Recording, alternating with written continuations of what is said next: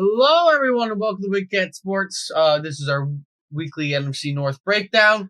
We're going to start with the worst game of the week for the NFC North, the Vikings and Raiders. Somehow, the Vikings won by only scoring a field goal in the last 2 minutes, winning 3-0 against the Raiders. Man, that sucked. I was really kind of hoping, but it's I don't know if it's a good thing to think that this team is not that good. We should beat them twice. If we are what we say we are, if we want the division, we're going to have to beat Minnesota twice, I think. There's no reason why you shouldn't after the performance that they put up. They ended up benching Dobbs. He went 10 for 23 in his time out on the field. And then they put in Nick Mullins, who went 9 for 13. Well, like I said, it's no guarantee. Every week is different, and maybe they just had a bad week or something. But the Lions have to, get out of this funk because they're going to be playing these guys soon. But they can't look ahead, even though I think this weekend's going to be bad for us. The other game in the NFC North, besides the Lions-Bears, is the Packers. They went and played the Giants. Lions got lucky here with the Giants beating the Packers 24-22 on Monday Night Football. Jordan Love, he didn't even have that bad of a day. He was 25 for 39, 203 yards, a touchdown, and an interception. That's okay. Like I said, I don't think much of Jordan Love yet. Everyone's going through streaks. I think it was a great week. They should have lost anyways, but Saquon Barkley went and fumbled the ball and gave them an opportunity to score with like about 1.5 minutes left. But luckily for us, the Giants' rookie quarterback brought him down the field, and they got to kick a field goal with our old field goal guy who didn't make our team back in 21. Yeah, the Giants ran for 209 yards over the Packers. Saquon Barkley won me my fantasy game, man. I was so happy.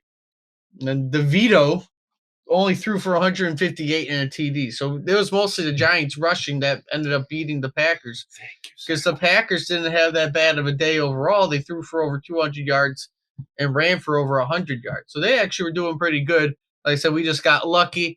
Keeps the 3-game lead over the Packers, and then you got the 2-game lead over the Vikings, which you faced them twice. So really, you only got to win 2 games the rest of the way, one of the non-Vikings games, and then a Vikings game, and you win the division for the rest of the way through. Leading to the last game because of what happened, Lions going in Chicago, losing to the Bears 28-13. To get into the full details of everything involving that, you can go see our post-game breakdown. But it was not a good game by the Lions, at least not a good second half. I was encouraged by the defense. It's very hard for to stop Justin Fields the way they did. And, he still got his yards and everything. But for the most part, I thought our defense did a good job. Our offense and our coaching kept putting the defense in bad situations, giving them points. You know what you got on that defense. So when they come up with a decent game, because you really are never going to, they're not going to shut anybody out. You got to help them out by not giving them short fields, by not doing things to put them in bad situations. We lost that game because of turnovers and Jared Goff and the offensive line. And then basically that's it. You can't play like you did. I didn't get to hear Jared Goff's interview on the radio this morning, but did you? I did not. So we'll have to kind of hear what he had to say. I'm sure he was, he's a very good guy as far as accountability goes. He usually takes accountability for these games. And what are you doing in here, Ferris? That's the gist of it. We've been saying that for the last 4 weeks. They've been saying it. You can't turn the ball over. You got to protect the ball. We protect the ball. We probably beat Chicago again. We probably beat Green Bay on Thanksgiving if we just protect the ball. Now, Lions can clinch the playoffs this week. They have to win plus either a Seahawks loss or a Rams loss. So both are very possible because the Seahawks are playing Philadelphia.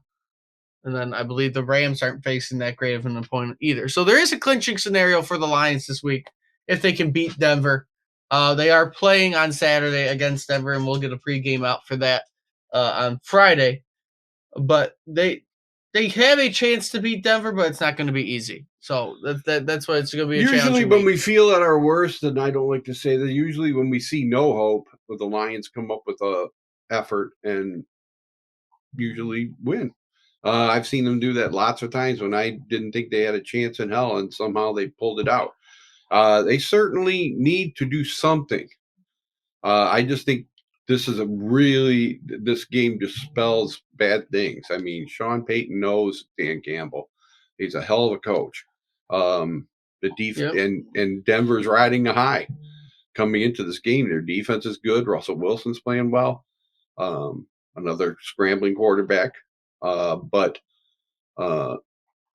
I don't know. That home crowd is going to be there. And believe me, I think for the first time this season, if we put another effort out like we've had the last 3 weeks, they're going to hear that from that crowd. That crowd is going to turn on them very quickly. Yeah. And the only thing I want to say is I read something today about the idea, these guys who are still getting on these SOL fans and stuff, and basically saying, why, we can't have this kind of negativity type stuff. It isn't negativity. And I just think people they earned that moniker. And every Lion fan wants to see this team win a division. We all are excited about it. Yes. But, we're not the ones that hyped this team. We're not the ones that pumped everybody up since the early summer, telling us how great this was. So don't get upset with us when you want us to be all excited because you're winning and doing great, and we're buying your merchandise and we're doing all this stuff and going to your games, spending hundreds of dollars. And then you start playing like crap for about 4 or 5 weeks continually, and you expect us to just ignore that. We're not going to. It's going to bring out some bad feelings. That's just it. And like I said, it is a clinching scenario. So if they do win, they have a very good chance to clinch the playoffs. Now they're not going to know until Sunday. I don't think the Eagles play on Saturday or the Rams play on Saturday. So you won't know about any clinching until after the fact. But every team in the NFC North does have their chance to make the playoffs. The Bears are still in the hunt. They don't really have the worst schedule ahead of them. The only thing is everybody plays each other, right? The Bears are going to go to Cleveland, but Joe Flacco is doing pretty good in Cleveland, so I don't know if they're going to win. But they have a chance. If they win out, they have a chance. Everything has to go right for the Bears, but they have a chance to make the playoffs. I expect this. Well, the only game I have in question, but I really expect we'll see how this goes. We'll do our predictions in a little bit. And then the Vikings too. The Vikings have their shot of making the playoffs just as much. They are going to be playing the Bengals this week, which again they should lose. I mean, like the Bengals are also playing hot with their backup quarterback, and I would say Cincinnati should win that. But anything can happen. They're also playing on Saturday, so you're gonna know they play the early game. Right, we'll Saturday. know before the Lions play. Exactly where we're going to be sitting at by the end of the week, and if there is a clinching game against the very first game against the Vikings. And then the Packers, they're going to end up playing, I believe this week they're not playing a difficult opponent again. They're going to be playing a nice, easy opponent in the NFC South leading Tampa Bay Buccaneers. I don't think that's such an easy opponent for them.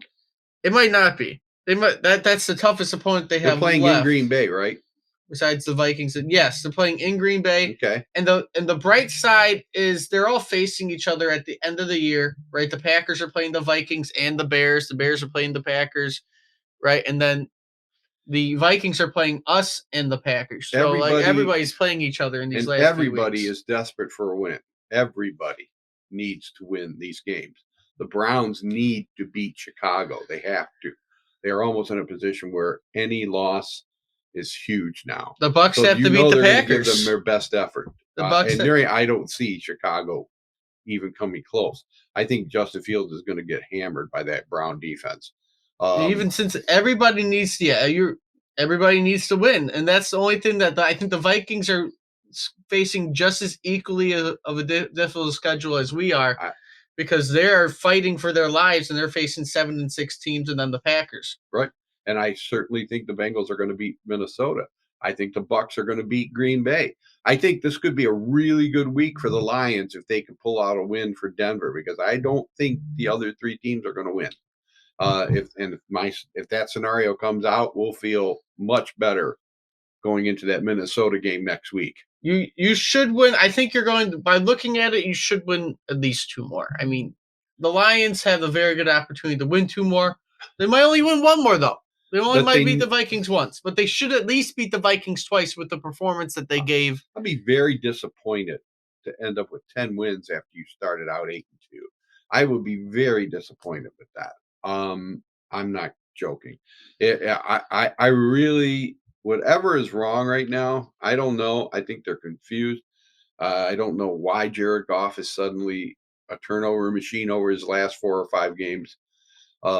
They said some stat I was reading. Basically, he's got we have like 7 interceptions, 6 fumbles, and 10 touchdowns over the last 3 or 4 games or something. And like most of that's actually due. He has the worst QBR when under pressure the past 4 weeks too. Which, like I said, leads you to. Well, we won't talk about this right now as far as re-signing him, but that's a future topic. But we'll get more into more line stuff later this week, whether or not it is time to push the panic button or anything like that. But I mean, they have an opportunity, and if they can get it, they'll be good. With that being said, though, if you like what you see, like, comment, subscribe, do all that fun stuff. Let me know what you think in the comments. Share the video around. Until next time, see everybody soon.